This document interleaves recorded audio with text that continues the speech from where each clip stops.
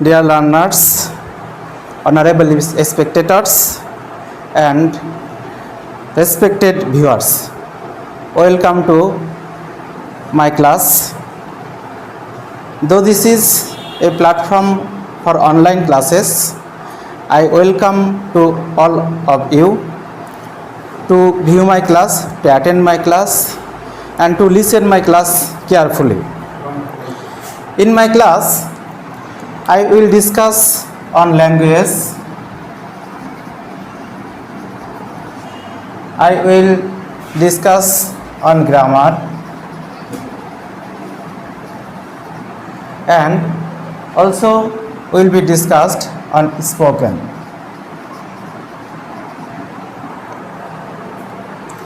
Today I would like to focus on some spoken English, and this is very common in our regular life, in our daily life.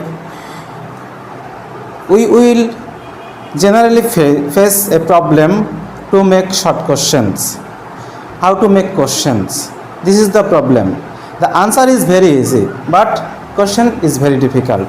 But I want to focus on questions, that is how to make short questions. How to make short questions.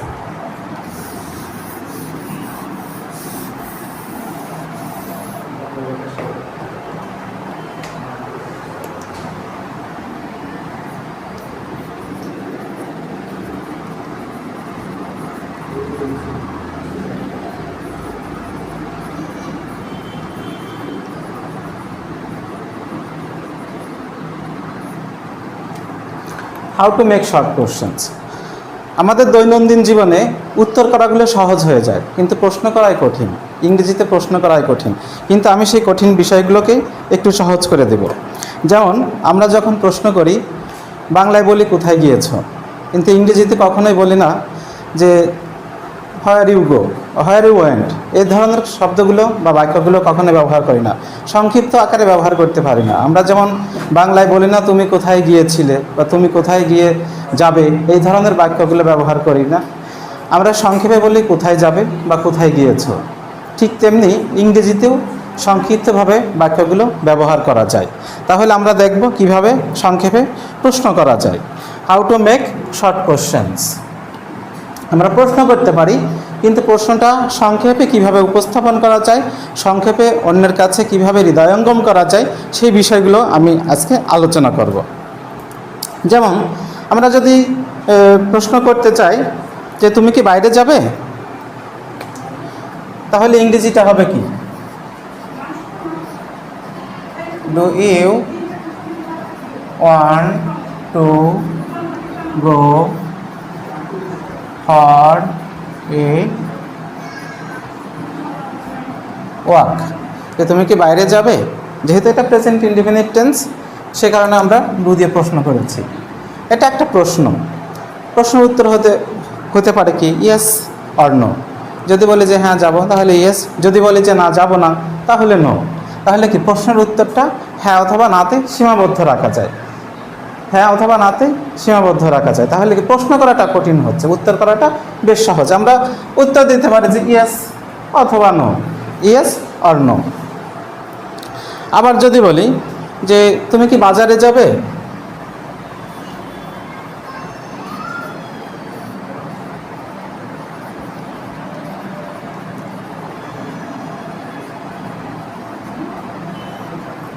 Will you go to market.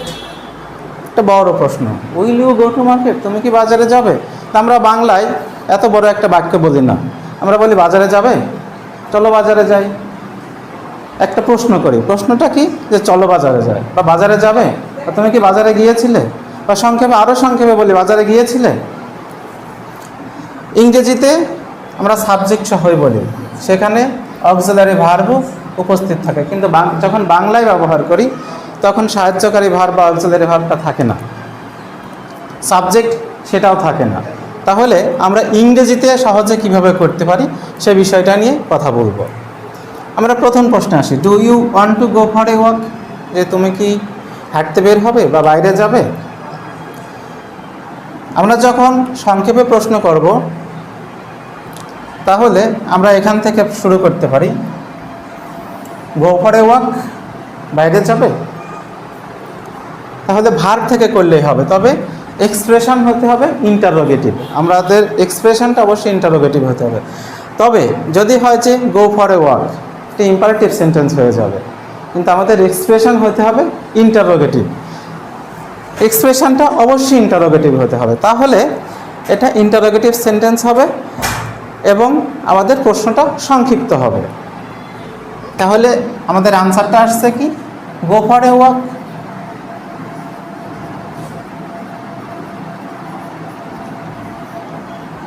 বাইরে যাবে, গো for a walk. এখানে subject বাদ দিয়েছি, auxiliary verb বাদ দিয়েছি, one two যে ভার্বটা সেটাও বাদ দিয়েছি। আবার যদি পরের প্রশ্নে আসি, will you go to market, যে তুমি কি বাজারে যাবে। Will you go to market, তুমি কি বাজারে যাবে। আমরা আরও সংক্ষেপে করতে হয়, গো টু মার্কেট, বাজারে যাবে, তাহলে আমরা মূল ভার্ব থেকে করে দিতে পারি। গো টু মার্কেট যখন আমরা মূল ভার্ব থেকে করে দিব, তখন আমাদের প্রশ্নটা সংক্ষিপ্ত হয়ে যাবে এবং প্রশ্নটাও ঠিক থাকবে। আমরা বাংলা বাক্যে যেমন ছোট ছোট প্রশ্ন করি, আমরা সাবজেক্ট বাদ দিয়ে প্রশ্ন করি, যে ক্ষেত্রে সাবজেক্ট বাদ রাখা যায় আমরা সাবজেক্ট বাদ দিই, সাধারণত সাবজেক্ট বাদ রেখেই আমরা প্রশ্ন করি। ঠিক ইংরেজিতেও একইভাবে প্রশ্নটা করা যাবে, আমরা সাবজেক্টটা বাদ দিতে পারবো। Will you go to market, প্রয়োজন নেই এত বড় সেন্টেন্স বলার, গো টু মার্কেট। আবার যদি বলি কাউকে আতিথেয়তা দেখানোর জন্য আমরা প্রশ্ন করে থাকি, will you have a cup of টি।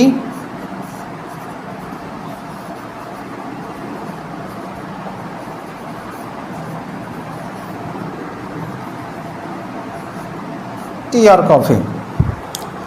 আতিথেয়তা দেখানোর জন্য আমরা প্রশ্ন করে থাকি, will you have a cup of tea, যে তুমি কি এক কাপ চা খাবে। তুমি কি এক কাপ চা খাবে, আমরা বাংলায় বলে থাকি চা খাবে, চা কফি কোনোটা, এই ধরনের প্রশ্ন আমরা করে থাকি। তাহলে ইংরেজিতে যখন করব তখন আমরা সাবজেক্ট বাদ দেব, অক্সিলারি ভার্ব এটাও বাদ দেবো, থাকলো কি have a cup of tea. Have a cup of T,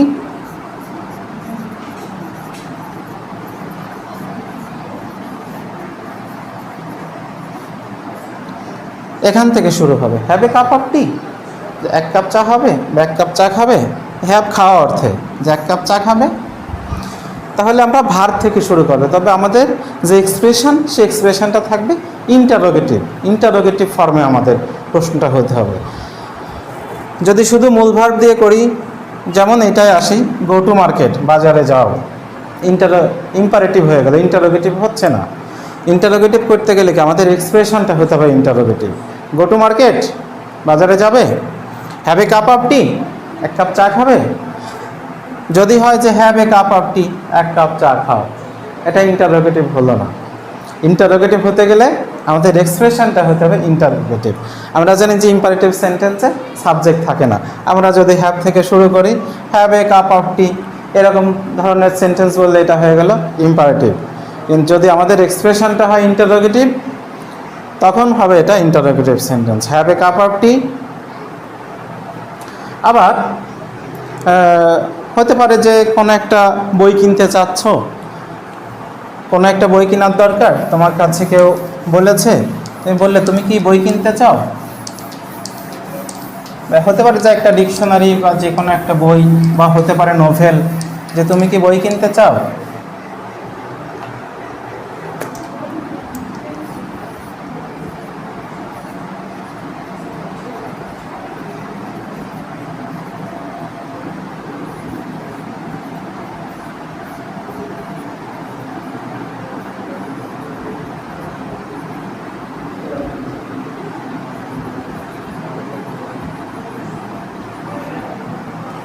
Do you want to buy or purchase a book?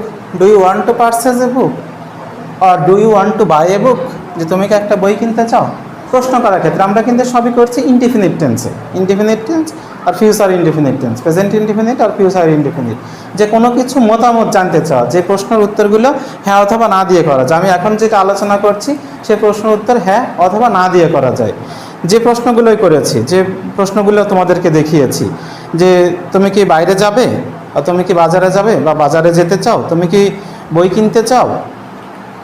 যেমন এখানে do you want to purchase a book, এখানে চাওয়া অর্থে তার ইচ্ছা প্রকাশের জন্য ব্যবহার করা হয়েছে, যে কারণে ওয়ান্ট ব্যবহার করা হয়েছে।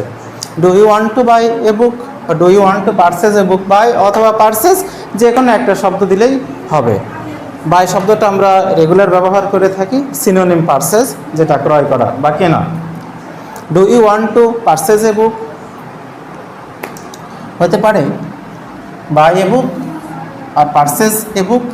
তাহলে আমরা শুরু করব ভার থেকে, ভার থেকে শুরু করব।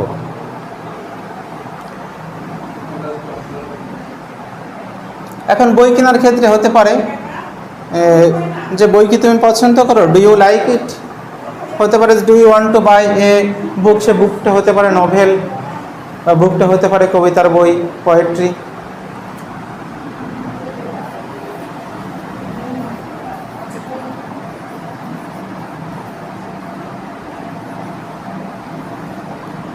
ডু ইউ লাইক ইট, তুমি কি একটি পছন্দ করো।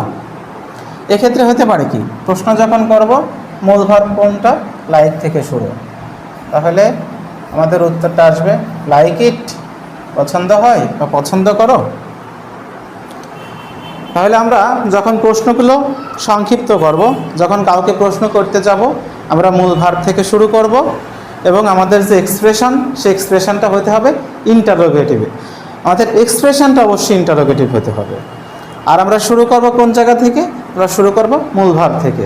এখানে সাবজেক্টের প্রয়োজন নয়, এখানে অক্সিলারি ভার্বেরও প্রয়োজন নেই। তাহলে আমরা শুরু করতে পারি শুধুমাত্র মূল ভার্ব থেকে।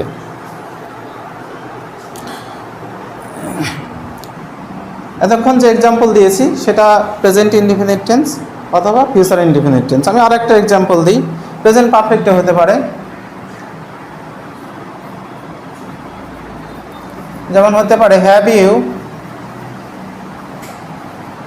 Ever seen museum. Have you ever seen museum, যে তুমি কি কখনো মিউজিয়াম দেখেছো, কখনো জাদুঘর দেখেছো। এখানে একটা বিষয় আছে, এখানে মূল ভার্ব সিন, কিন্তু এভার কথাটা যুক্ত আছে। তাহলে প্রশ্ন করতে গেলে কি এভার বাদ দেব? অবশ্যই না, এভারটা থাকতে হবে। এভার কখনো অর্থে এসেছে, তাহলে এভার বাদ দেওয়া যাচ্ছে না। এভার সিন মিউজিয়াম, মিউজিয়াম দেখেছো। তাহলে আমরা শুরু করব এভার থেকে।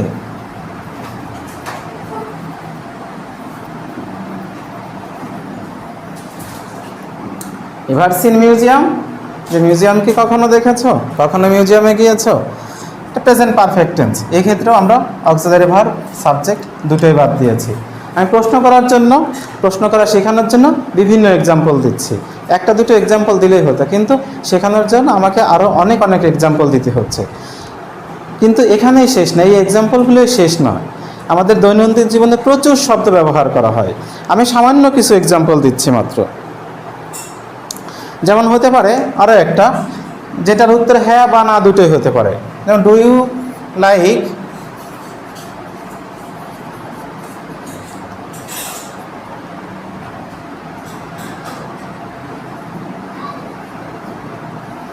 Do you like it or not, তুমি কি এটি পছন্দ করো কি করো না। Do you like it or not, তুমি কি এটি পছন্দ করো কি করো না। এক্ষেত্রে যদি আমরা প্রশ্ন করি তাহলে একটা বিভ্রান্তি হয়তো বা তোমাদের মধ্যে কাজ করতে পারে যে অর নট এগুলো কি বাদ যাবে নাকি থাকবে। অবশ্যই থাকবে। লাইক ইট অর নট, এটি কি পছন্দ করো কি করো না, পছন্দ করো নাকি করো না। Like it or not, like it or not, তাহলে like it or not like থেকে শুরু করলেই হবে। আমাদের দৈনন্দিন জীবনে যত সেন্টেন্স ব্যবহার করি মোর দ্যান 70% আর প্রেজেন্ট ইনডিফিনিট টেন্স। 70%-এরও বেশি প্রেজেন্ট ইনডিফিনিট টেন্স। এই কারণে আমি প্রেজেন্ট ইনডিফিনিট টেন্সের উপর ফোকাস বেশি দিচ্ছি। প্রেজেন্ট ইনডিফিনিট টেন্সের উপর ফোকাস বেশি দিচ্ছি এই কারণেই আমাদের দৈনন্দিন জীবনে যতগুলো সেন্টেন্স ব্যবহার করি, যত শব্দ ব্যবহার করি, সবই প্রেজেন্ট ইনডিফিনিট টেন্স। 70%-এরও বেশি প্রেজেন্ট ইনডিফিনিট টেন্স, বাকি টেন্সগুলো থেকে থাকে অন্যান্য সেন্টেন্স সমূহ। যেমন হতে পারে আমরা একবার চেষ্টা করি, পরবর্তীবার আবারও চেষ্টা করতে চাই, সেক্ষেত্রে হয় তুমি কি আবার চেষ্টা করতে চাও?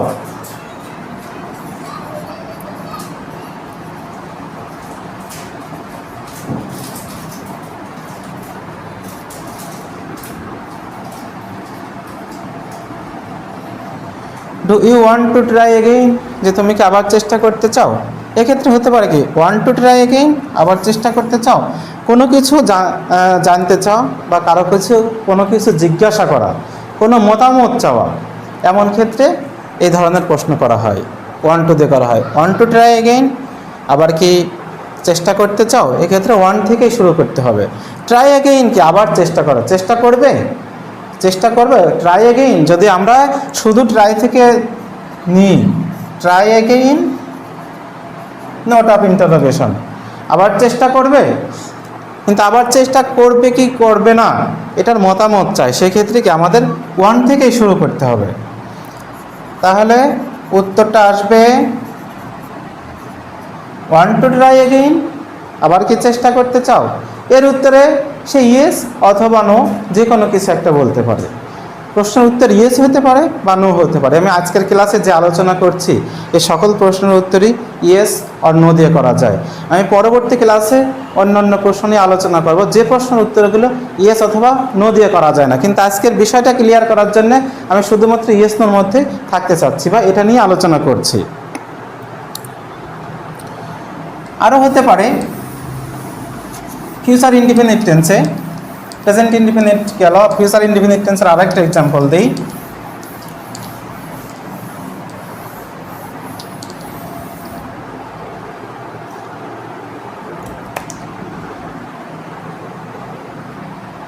যেমন কোনো কিছু বিক্রি করতে চাওয়া,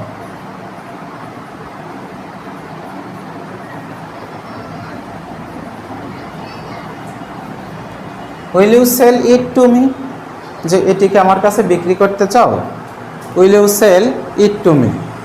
তাহলে আমরা যদি প্রশ্নের উত্তরটা দিতে চাই শুধু ভার্ব কোনটা, সেল, তাহলে প্রশ্নের উত্তরের আসবে সেল থেকে শুরু।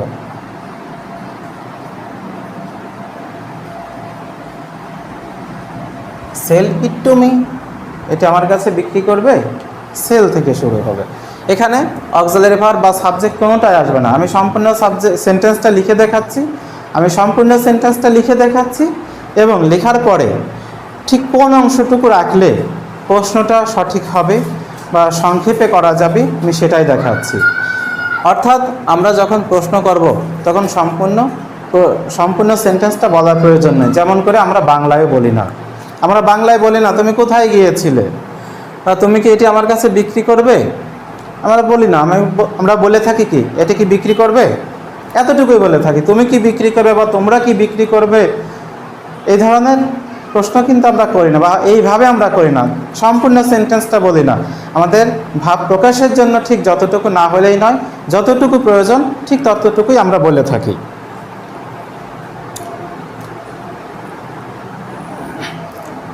বোঝার ক্ষেত্রে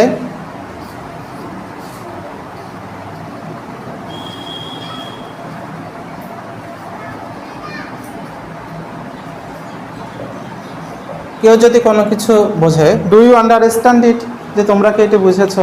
যেমন আমরা ক্লাসে পড়ানো শেষে বারবারই স্টুডেন্টদেরকে জিজ্ঞাসা করি, do you understand it, have you understood it, যে তোমরা কি এটি বুঝেছো, তুমি কি এটি বুঝেছো। বোঝার ক্ষেত্রে শুধু এতটুকুই। আবার প্রশ্নের ক্ষেত্রে কি সংক্ষেপে হয় আন্ডারস্ট্যান্ড ইট, এটি বুঝতে পেরেছো, বা আন্ডারস্টুড ইট। প্রেজেন্ট ইনডিফিনিট টেন্সে যখন আসবো তখন ডু ইউ আন্ডারস্ট্যান্ড ইট, আবার হতে পারে হ্যাভ ইউ আন্ডারস্টুড।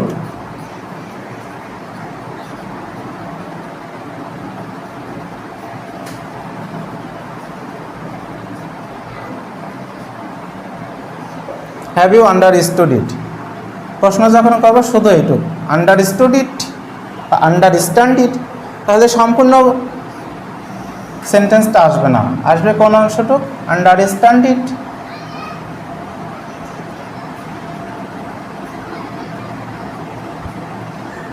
এই হচ্ছে উত্তর। আর এই সেন্টেন্স থেকে আসবে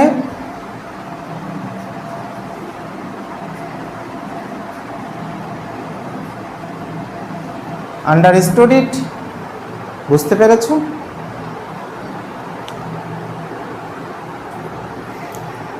আবার কেউ যদি কোথাও যাচ্ছে, কন্টিনিউ একটা process.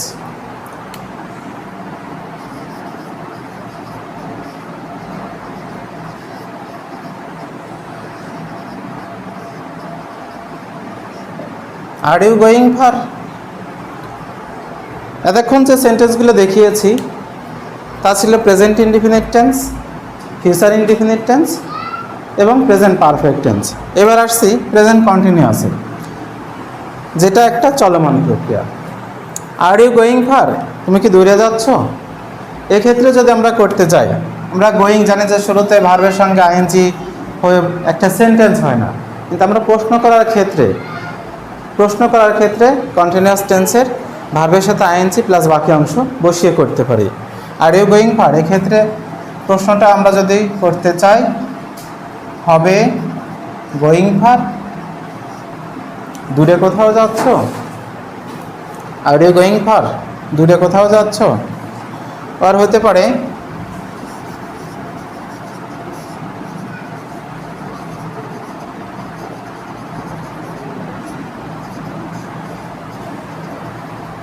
Are you reciting a poem, কি কবিতা আবৃত্তি করছো? Are you reciting a poem, প্রশ্নটা কোথা থেকে শুরু হবে? মূল ভার্ব থেকে। রিসাইটিং এ পোয়েম, কবিতা আবৃত্তি হচ্ছে, কবিতা আবৃত্তি করছো, রিসাইটিং এ পোয়েম, তাহলে শুধু ভার্ব থেকে। এখানে যখনই প্রশ্নটা হচ্ছে রিসাইটিং এ পোয়েম, কবিতা আবৃত্তি হচ্ছে, কবিতা আবৃত্তি করছো, তখন কি প্রশ্নটা হচ্ছে are you reciting a poem?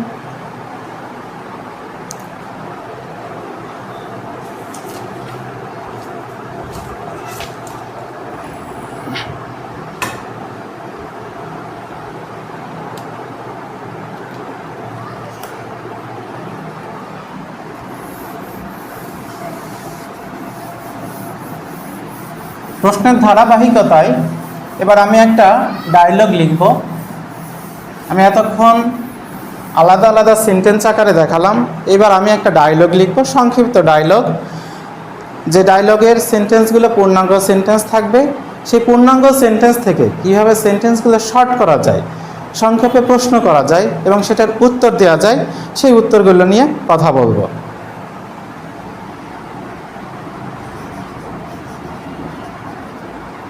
আমরা জানি যে ডায়লগ করতে গেলে মিনিমাম 2 জন স্পিকার লাগবে, তাহলে আমি এখানে 2 জন স্পিকার নেব।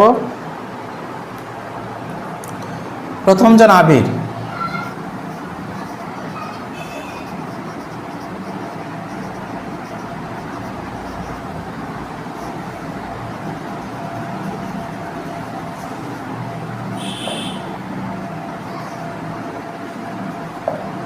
You have a nice painting, I see, আমি দেখতে পাচ্ছি তোমার একটি সুন্দর চিত্রকর্ম রয়েছে। You have a nice painting.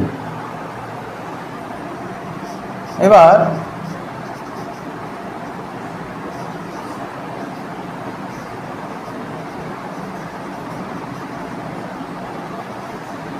Helal বলছে ডু ইউ লাইক ইট, বলছে তুমি কি এটি পছন্দ করো? তখন আবির বলছে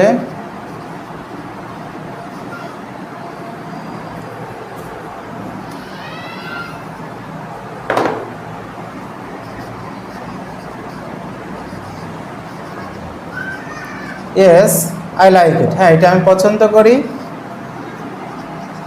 I have chosen it for its nice scenery, যে আমি এটি পছন্দ করেছি এই সুন্দর দৃশ্যের কারণে। যে আবির বলছে তুমি সুন্দর একটা চিত্রকর্ম কিনেছো, আর পরবর্তীতে বলছে যে আমি এটি পছন্দ করেছি সুন্দর চিত্রকর্মের কারণে। তখন হেলাল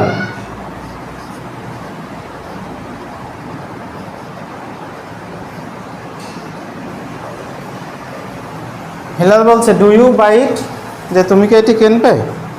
তাহলে তুমি কি এটি কিনবে? এবার আবির বলছে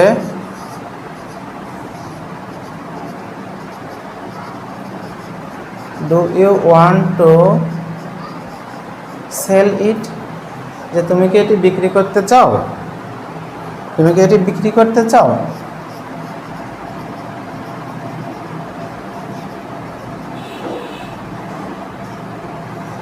হাউ মাচ মানি, কত টাকা দাম? যে তুমি কি এটি বিক্রি করতে চাও? How much money.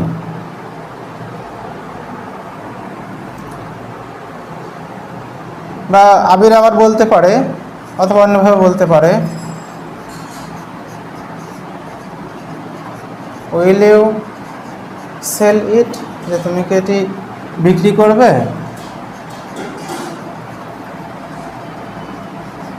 How much money, কত টাকা।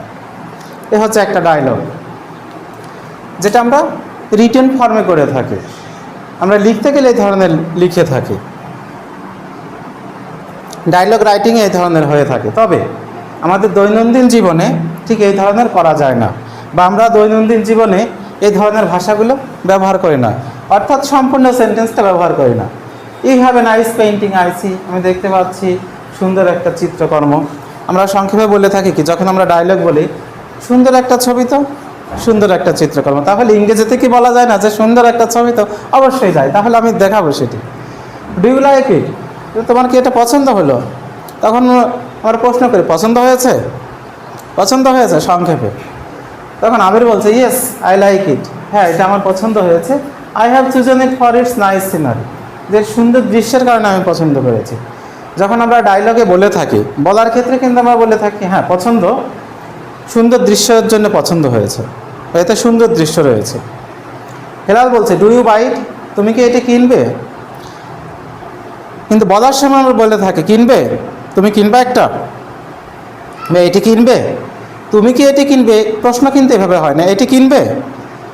আবির বলছে do you want to sell it, তুমি কি এটি বিক্রি করতে চাও? যখন বলি তখন বলি যে বলি বিক্রি করবে, কত দাম, দাম কত। কিন্তু আমরা বলে থাকি না এটির জন্য কত দাম নেবে বা কত টাকা দাম নেবে, আমরা বলি দাম কত, কত টাকা দাম নেবেন বা কত টাকা দাম তোমাকে দিব, এটা না, আমরা বলে থাকি দাম কত। তাহলে এবার আমরা শর্ট করি। প্রথমত ছিল আবির বলছে you have a nice painting, you have a nice painting I see, তাহলে সংক্ষেপে আমরা করতে পারি a nice painting I see, এটুকু দিতে পারি। অথবা সম্পূর্ণ সেন্টেন্সটা এক্ষেত্রে দিলেও সমস্যা নেই, কিছু কিছু ক্ষেত্রে দিতে হয় যে you have a nice painting I see, আমি দেখতে পাচ্ছি তোমার একটি সুন্দর চিত্রকর্ম রয়েছে, তাহলে সম্পূর্ণ সেন্টেন্সটা দিয়ে দিলাম।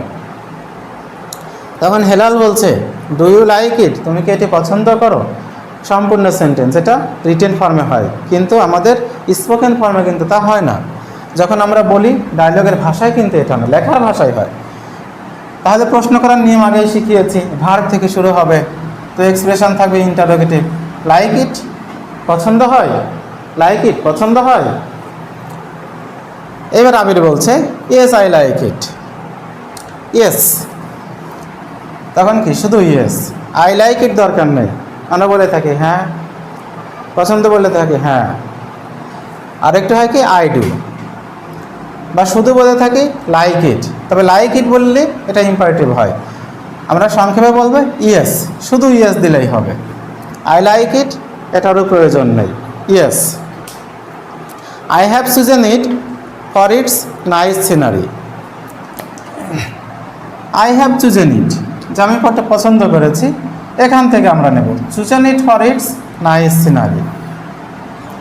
আরও সংক্ষেপে chosen it for nice scenery, its বাদ দিতে পারি। আমরা যখন ডায়লগ বলে থাকি চুজেন ইট, পছন্দ হয়েছে, ফর ইটস নাইস সিনারি, সুন্দর দৃশ্যের কারণে। যখন হেলাল বলছে ডু ইউ বাই ইট, তুমি কি এটি কিনবে, আমরা যখন প্রশ্ন করব, প্রশ্নের ক্ষেত্রে অবশ্যই ভার্ব থেকে যাবে বাই ইট, যে এটি কিনবে, তাহলে বাই ইট, এটি কিনবে। ডু ইউ প্রয়োজন নাই, প্রশ্নের ক্ষেত্রে প্রয়োজন নেই, অর্থাৎ আমরা যখন বলবো, আমাদের যখন কথ্য হবে, কথ্য ভাষার ক্ষেত্রে দরকার নেই। লেখ্যরীতির একরকম হয়, কথ্যরীতি আর এক রকম হয়। তখন আমির বলছে, do you want to sell it? তুমি কি এটি বিক্রি করবে? প্রশ্ন করতে পারি, ওয়ান্ট টু সেল ইট, এটাকে বিক্রি করতে চাও? আরও সংক্ষেপে হয়, সেল ইট, শুধু এইটুকু নেব, সেল ইট, বিক্রি করবে। Do you want to sell it প্রয়োজন নেই, সেল ইট, এটি বিক্রি করবে। হাউ মাছ মানে, কত টাকা দাম নেবে।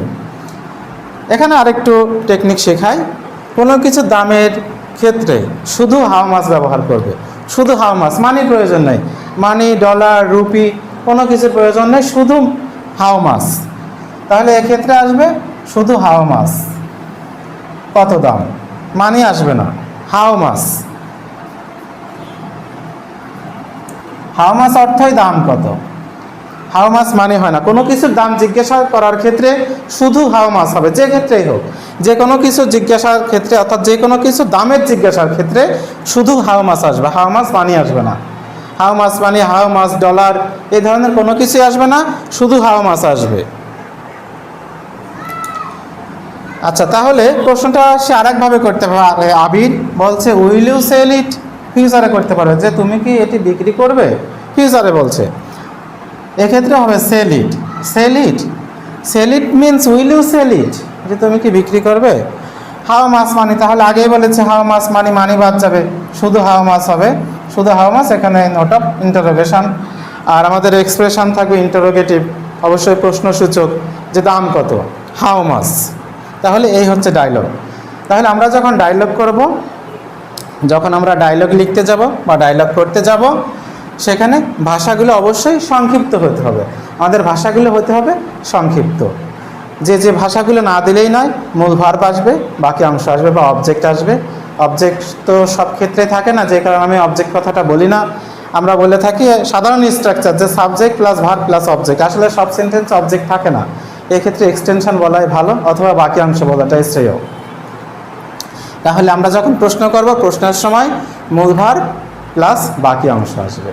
আর এক্সপ্রেশনটা হবে কেমন, ইন্টারোগেটিভ, প্রশ্নসূচক, প্রশ্নবোধক।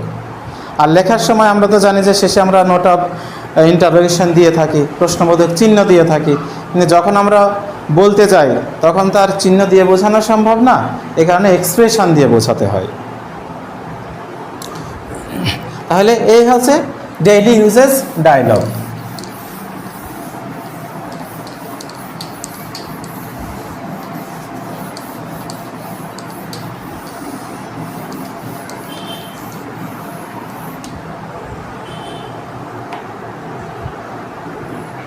আচ্ছা, এটা পুরো।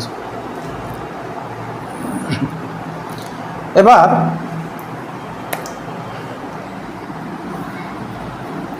আমরা আর একটা বিষয় নিয়ে আলোচনা করব,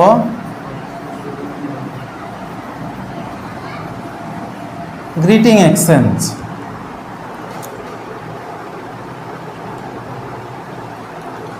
যে আমরা একে অন্যের সঙ্গে যেভাবে কুশল বিনিময় করে থাকি, সেই কুশলটা কিভাবে বিনিময় করে থাকি।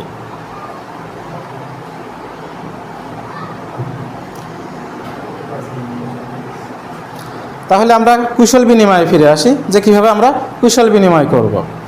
আমরা বলে থাকি হ্যালো, আর উত্তরে হয় কি hi, how are you, I am fine. এই যে I am fine, how are you, এর মধ্যে কিন্তু সীমাবদ্ধ থাকে। I am fine, we are fine, he is fine, she is fine, they are fine, এই শুধু ফাইন দিয়ে চলে থাকে। কিন্তু শুধু কি ফাইন দিয়ে শেষ? এই ফাইনের বাইরে কি আর দুটো একটা শব্দ কোনো কিছু ব্যবহার করা যায় না? কিছু শব্দ ব্যবহার করা যায়, অন্তত দুটো একটা শব্দ ভেরিয়েশন আনা যায়, বৈচিত্র্য আনা যায়, শব্দের বৈচিত্র্য আনা যায়। আমরা এবার সেটা দেখে থাকি। তবে প্রশ্ন করা কিন্তু কঠিন, সেই প্রশ্ন করাটা আমি একটু দেখাই। তাহলে আমরা কাউকে ভোকেট করতে বা গ্রিট করতে প্রথমত ব্যবহার করে থাকি হ্যালো, অথবা ব্যবহার করে থাকি হাই। তাহলে পরিচিত হলে হ্যালো বা হাই, অর্থাৎ কারো মনোযোগ আকর্ষণের ক্ষেত্রে বলে থাকি। তখন আমরা প্রশ্ন করে থাকি হাউ আর ইউ, যে তুমি কেমন আছো, তুমি কেমন আছো, হাউ আর ইউ। যার উত্তরে আসে আই অ্যাম ফাইন, আমি ভালো আছি। হাউ আর ইউ এর উত্তর হচ্ছে আই অ্যাম ফাইন। আচ্ছা, প্রশ্নটা যদি হয়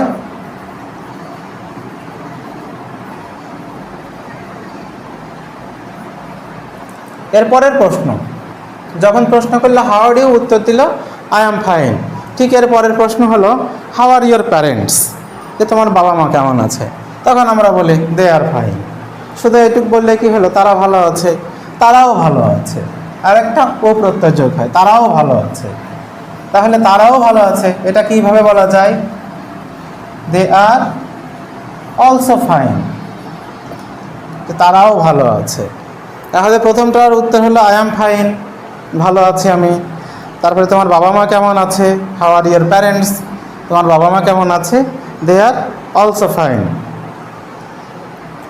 আবার তারপরের প্রশ্ন আমরা খোঁজ খবর নিতে গিয়ে বলি হাউ আর ইউর ব্রাদার্স, তোমার ভাইয়েরা কেমন আছে বা তোমার ভাইগুলো কেমন আছে, তোমার ভাইগুলো কেমন আছে, তখন কি বলবো, তারাও তো ভালো আছে। তাহলে দে আর ফাইন বা হতে পারে they are also fine. They are fine বা দে আর অলসো ফাইন এর কোনোটা ব্যবহার করব না। দে অল আর ওকে, তারা সবাই ভালো। এই ওকে অর্থ ফাইন, তারা সবাই ঠিক আছে। দে অল আর ওকে। তাহলে আমরা উত্তরের ক্ষেত্রে একটি বৈচিত্র্য আনলাম যে আমি ভালো আছি, আমার বাবা মাও ভালো আছে, একটা ও প্রত্যয় যোগ, বাবা মাও ভালো আছে। আবার বলা হলো হাউ আর ইউর ব্রাদার্স, যে তোমার ভাইরা কেমন আছে, দে অল আর ওকে, তারা সবাই ঠিক আছে। ব্রাদার্স দে অল আর ওকে। আচ্ছা, তারপরে এখন সবাই তো ভালো আছে, কেউ তো অসুস্থ হতে পারে। হাউ ইজ ইয়োর গ্র্যান্ডমাদার, তো তোমার দাদিমা কেমন আছে, হাউ ইজ ইয়ার গ্র্যান্ডমাদার। যদি ভালো থাকে তো ভালো, শি ইজ ফাইন বা শি ইজ অলসো ফাইন বা শি ইজ সো সো, আছে একরকম। শি ইজ সো সো, এটা colloquial English, colloquial English, she is so so. আচ্ছা, এখন ধরি সে ভালো নয়, সে একটু সুস্থ আছে, বয়স্ক মানুষ, সে একটু সুস্থ আছে, অসুস্থ রয়েছে, সে একটু অসুস্থ রয়েছে। উত্তর হবে কি, শি ইজ সিক, সে অসুস্থ, সে অসুস্থ।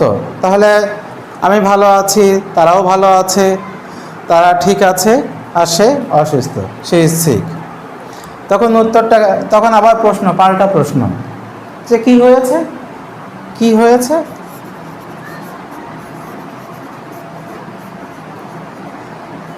What happened, what happened. এইখানে একটু কথায় আসি, যে আমি আমার আগের ক্লাসে বলেছি যে প্রশ্ন করার ক্ষেত্রে ঠিক যতটুকু না হলেই নয়, ঠিক ততটুকু দিলেই হবে।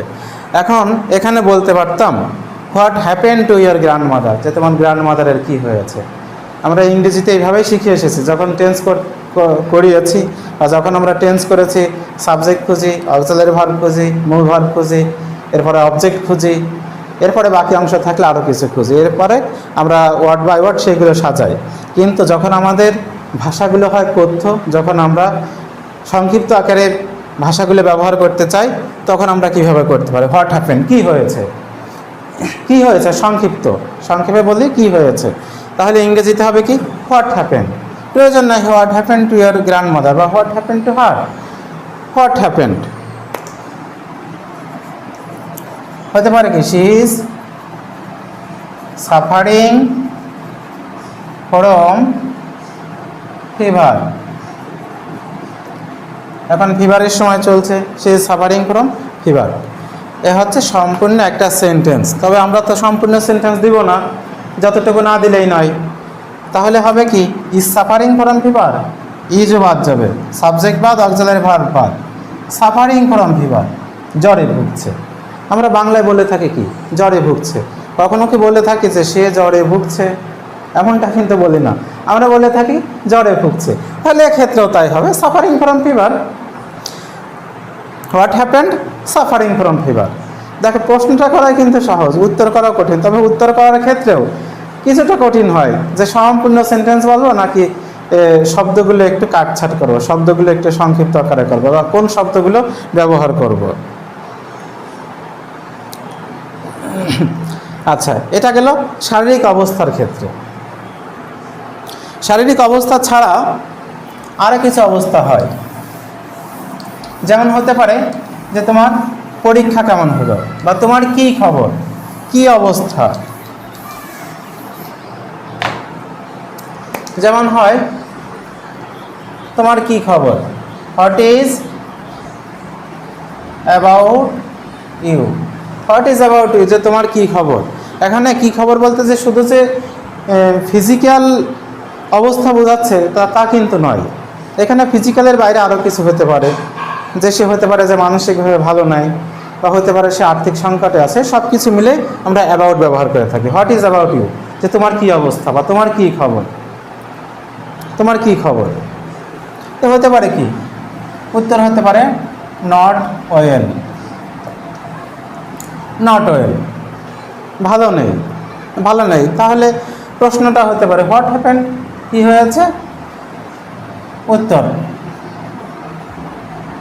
টেনশন, শুধু টেনশন বা টেন্সড। আচ্ছা, এরপর হতে পারে প্রশ্ন করার ক্ষেত্রে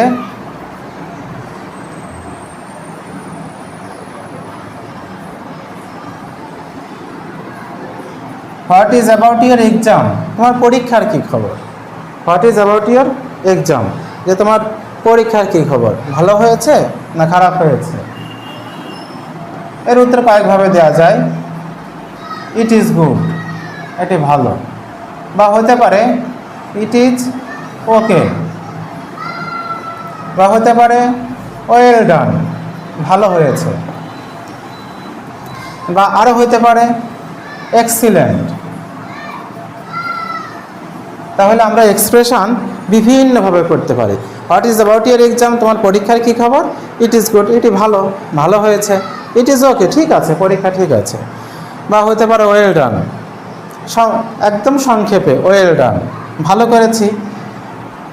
আই হ্যাভ ডান ওয়েল, দরকার নেই, ওয়েল ডান। এক্সিলেন্ট, চমৎকার, যে পরীক্ষা কেমন, চমৎকার হয়েছে। তাহলে আমরা প্রশ্নের উত্তর বিভিন্নভাবে করতে পারি। আচ্ছা, এরপরে আরও কিছু ব্যবহার রয়েছে। যেমন আমরা প্রশ্ন যেমন করেছিলাম হাউ আর ইউ, যে কেমন আছে। এখন হাউ আর ইউ বাদেও কারো ফিজিক্যাল অ্যাপিয়ারেন্স দেখে প্রশ্ন করে থাকি আমরা, যে তুমি কি চিন্তিত, বা তুমি কি ক্লান্ত, তুমি কি ক্লান্ত।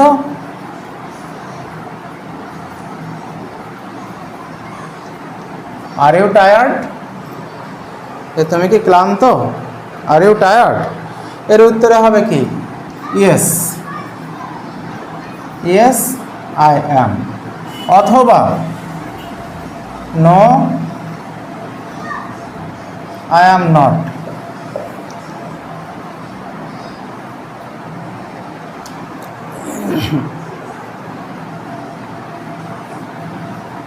এখানে yes I am tired, no I am not tired, এই অংশটুকু বলার প্রয়োজন নেই। টায়ার্ড অংশটুকু আমার আর প্রয়োজন নেই। Are you tired, yes or no. আমরা শুধু বলতে পারি শুধু ইয়েস, হ্যাঁ, শুধু নো, তাও হবে। নো আই অ্যাম নট, এটুকু বলা যায়। আই অ্যাম নট টায়ার্ড, এই টায়ার্ড কথাটার আর প্রয়োজন নেই, রিপিটেশনের কোনো প্রয়োজন নেই। ইয়েস আই অ্যাম টায়ার্ড, এখানে রিপিটেশন টায়ার্ড কোনো প্রয়োজন নেই, ইয়েস আই অ্যাম। বা হতে পারে আর ইউ সিক, যে তুমি কি অসুস্থ। Are you sick, are you sick, তুমি কি অসুস্থ। এর উত্তর কি ইয়েস অর নো। যদি সে অসুস্থ থাকে, যদি তুমি অসুস্থ থাকো তাহলে উত্তর হবে ইয়েস, যদি অসুস্থ না থাকো তাহলে উত্তরটা হবে নো। ইয়েস অথবা নো এর মধ্যে সীমাবদ্ধ।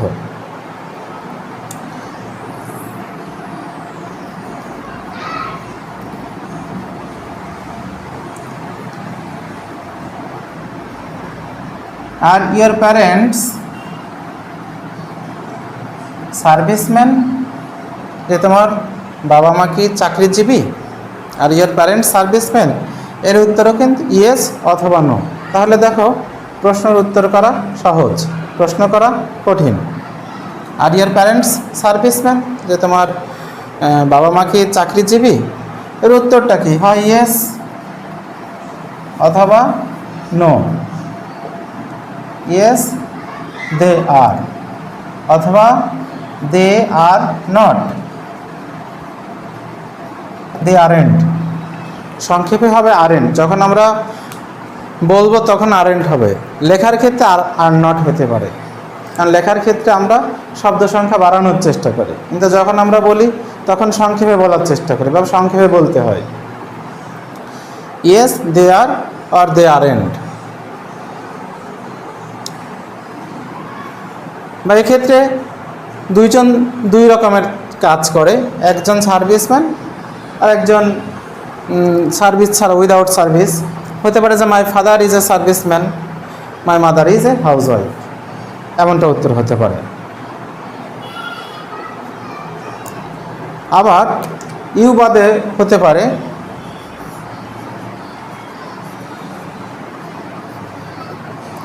ইজ শি ক্লেভার, সে কি চালাক, এর উত্তর yes he is, yes she is.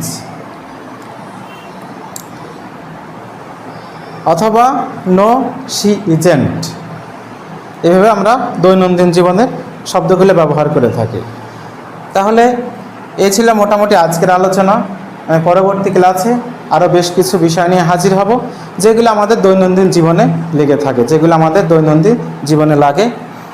তবে সবাইকে একটা অনুরোধ করি, আমাদের যে ইউটিউব চ্যানেলটি রয়েছে ল্যাঙ্গুয়েজ অ্যান্ড লিটারেচার, এটা সবাইকে সাবস্ক্রাইব করতে এবং এর বেল বাটনটি অন করে রাখতে, যাতে পরবর্তীতে আমাদের ক্লাসগুলোর আপলোড আমরা দিতে পারি।